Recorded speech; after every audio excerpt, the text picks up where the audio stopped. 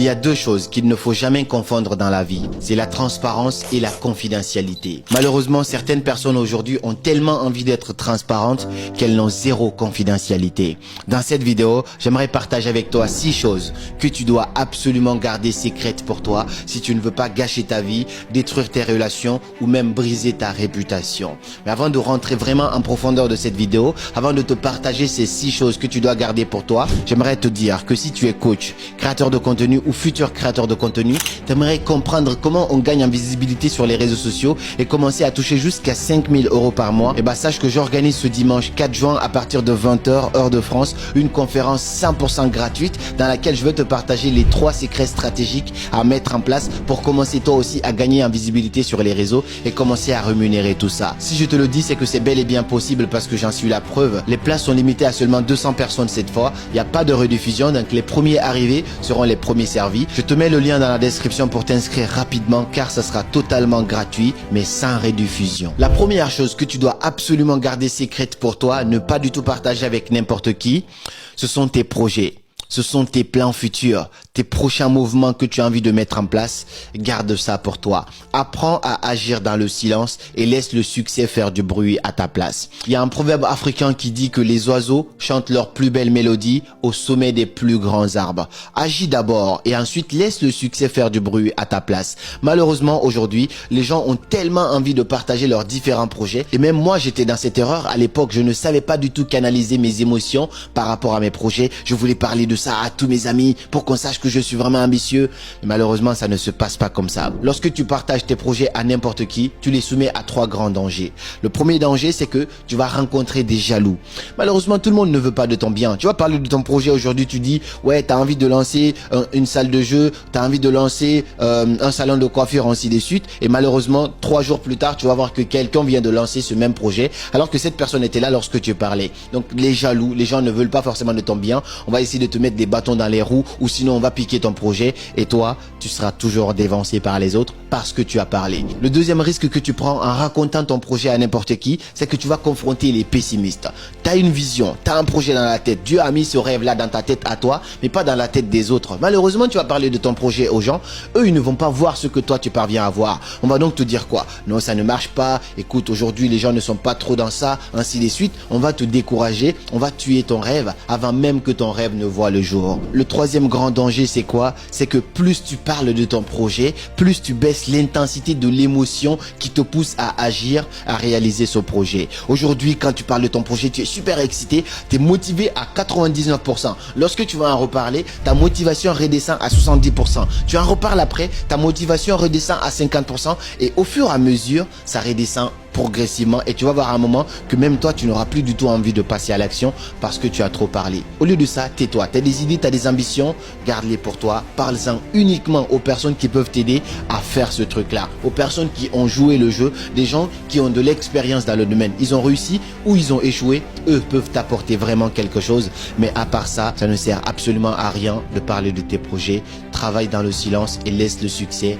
faire du bruit à ta place. La deuxième chose que tu dois absolument garder secrète pour toi, ce sont tes faiblesses. Il faut comprendre une chose, ta faiblesse n'est pas une faiblesse tant que tu ne l'as pas révélée au monde entier. Imaginons une situation très simple. Toi et moi, on est amis. Ok, tout se passe bien entre nous aujourd'hui, je te livre tout. Je te dis, écoute, si tu veux m'avoir moi, voici le point qu'il faut appuyer. Là, tu vas vraiment me détruire. Moi, je te partage tout ça parce que j'ai confiance en toi. Parce que là, on est amis. Il n'y a pas de souci. Mais un jour, on sait que même les dents et la langue se bagarrent. Ça peut arriver. Donc, malheureusement, un jour, tu vas voir que toi et moi, on se dispute. Finalement, on n'est plus du tout amis. Combien de personnes tu avais à l'époque avec lesquelles tu partageais absolument tout? Aujourd'hui, vous ne vous donnez même plus l'heure. Il y en a beaucoup. Donc, parce que tu es proche de la personne, tu lui partages tout. Si cette personne se met dans le camp de tes ennemis un jour, alors que toi, tu lui as déjà dit tes faiblesses, est-ce que tu penses que la personne va hésiter à appuyer sur ce point pour te déstabiliser ou pour te détruire?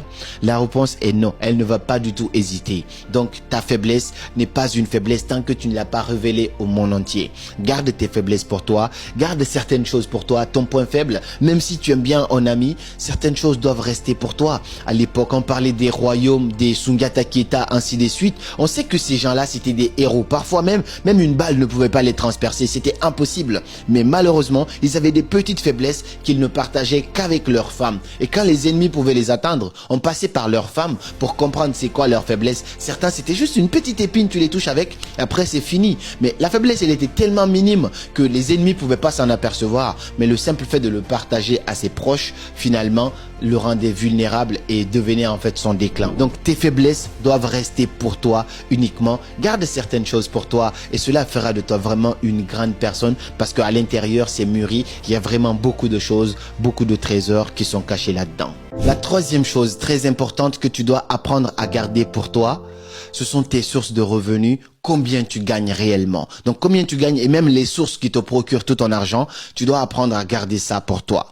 En fait, aujourd'hui, on peut entendre parler de Ronaldo, il touche ça, ainsi de suite, mais ça, c'est ce qu'on voit publiquement sur les réseaux. En plus, tu n'es pas Ronaldo. Ce que tu gagnes doit rester discret. Tu sais pourquoi? Parce qu'en fait, tu vas attirer beaucoup d'œil, tu vas attirer beaucoup de problèmes envers toi en disant exactement ce que tu gagnes. Je sais, lorsque tu as travaillé dur pour arriver là où tu es aujourd'hui, tout ce que tu aimerais, c'est que les caméras se pointent sur toi, qu'on dise waouh, félicitations, tu as pu faire ça, ainsi de suite. Voilà combien tu gagnes. Moi, tu me verras parler de choses sur les réseaux sociaux dans le cadre de mon business, mais tu ne sauras jamais absolument combien je gagne.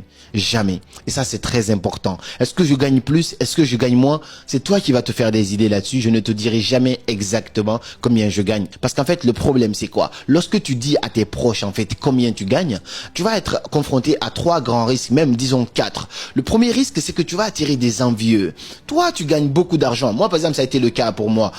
J'étais étudiant, je suis encore à la fin de mes études. J'ai commencé à toucher des sommes incroyables. Et tu vois, quand je dis ça à mes potes, j'ai des amis, moi aussi, je suis passé par là, qui touchent 400 € le mois, 500 € le mois. Et toi, tu es là, tu touches des montants incroyables. Lorsque tu vas dire tes montants, on va te sourire, hein, mais tout le monde ne sera pas content. J'ai fait ces erreurs-là. Si je t'en parle, c'est parce que je suis passé par là. J'étais là, oh, mon business, il a rapporté ça. Un soir, j'ai eu ça, j'ai fait ça, j'ai eu ça.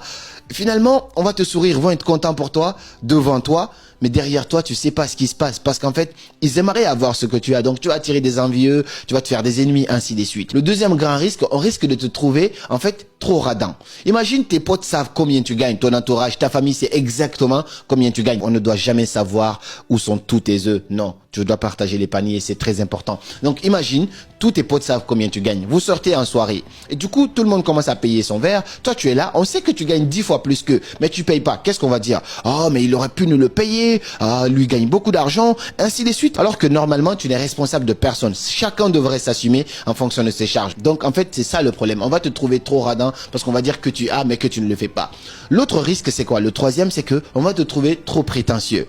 Dans l'autre cas, que tu payes ou que tu payes pas, tu auras toujours des critiques parce que tu as décidé d'exposer ce que tu gagnes. Donc, vous sortez en soirée, toi, parce que tu penses que tu gagnes plus que les autres, tu dis, ok, moi, j'ai pitié parce que c'est vraiment mes potes, j'aimerais vraiment les dépanner et tout. Je paye pour tout le monde. Donc, tu décides de payer pour tout le monde. Il y aura toujours un con qui va dire, mais il se prend pour qui? Il veut nous montrer qu'il gagne de l'argent, ainsi de suite. Quand tu payes une voiture pour toi, on va dire, ah, il gagne beaucoup. Regarde, il est arrogant, il veut nous montrer. Peu importe ce que tu feras, en fait, tu es exposé au jugement parce que toi, tu as décidé de d'afficher exactement combien tu gagnes, où tu gagnes ça, ainsi de suite. Et l'autre grand danger, c'est quoi? C'est que tu vas attirer des profiteurs, des gens qui vont venir vers toi uniquement pour ce que tu as. Et ça, c'est vraiment le plus grand des dangers. J'ai demandé une fois à un ami à moi qui est une célébrité, je lui ai dit, mais pourquoi tu n'es toujours pas marié? Qu'est-ce que tu attends? C'était juste un peu pour voir un petit peu sa vision des choses. Et il m'a répondu quelque chose qui m'a mis une claque et qui m'a poussé à réfléchir sur moi-même. Il m'a dit, j'aurais aimé trouver la femme de ma vie avant d'être à ce niveau aujourd'hui, avant d'être célèbre et riche, j'aurais aimé rencontrer la femme de ma vie.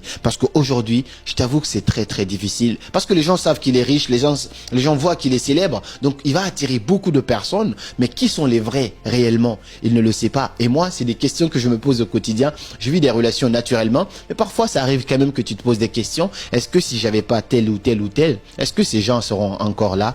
C'est la question que tu vas te poser. Mais tout ça, c'est parce que tu as décidé de t'exposer. Si tu peux vraiment cacher combien tu gagnes, eh ben ça te sauvera la vie.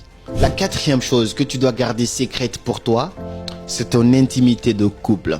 En fait, tes relations, ta vie sentimentale doit rester secrète pour toi. En fait, ton couple va rester solide jusqu'au jour où les bouches extérieures vont se mêler de ça. J'ai un ami qui est en couple avec une fille. Au début, lorsqu'ils se sont mis en couple, ils avaient un principe que moi je kiffais énormément. Ils se sont promis que peu importe les problèmes qui vont se passer entre eux, ils vont les résoudre uniquement entre eux. Quelques années plus tard, les gens ont quand même réussi, ou quelqu'un parmi eux a réussi à sortir les problèmes de leur couple à l'extérieur, et l'extérieur s'est mêlé. Depuis que l'extérieur s'est mêlé, le couple est devenu tellement fragile aujourd'hui que ça ne tient qu'à un seul fil.